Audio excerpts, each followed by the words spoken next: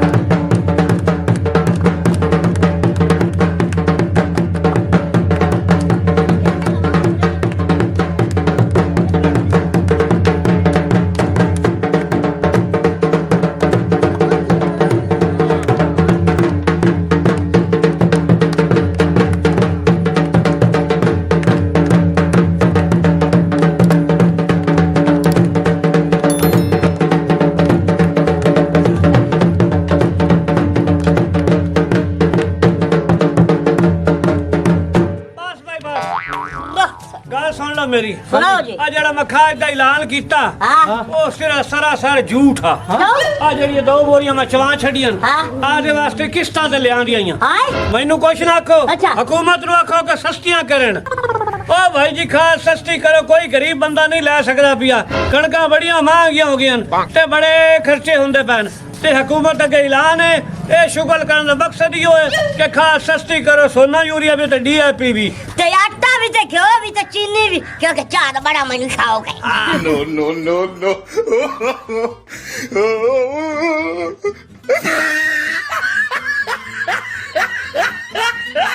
ਮਜ਼ੀਦ ਅੱਛੀ ਤੇ funny videos ਦੇਖਣ ਵਾਸਤੇ ਤੁਹਾਡੇ ਆਪਣੇ ਚੈਨਲ ਪੱਟੀ ਦਾ ਡੇਰਾ ਨੂੰ ਲਾਈਕ ਫੋਲੋ ਸ਼ੇਅਰ ਤੇ ਸਬਸਕ੍ਰਾਈਬ ਜ਼ਰੂਰ ਕਰ ਲਓ ਤਾਂ ਕਿ ਸਾਡੀਆਂ ਆਉਣ ਵਾਲੀਆਂ ਅੱਛੀ ਤੇ ਫਨੀ ਵੀਡੀਓਜ਼ ਤੁਹਾਡੇ ਤੱਕ ਪਹੁੰਚ ਸਕਣ। ਸ਼ੁਕਰੀਆ।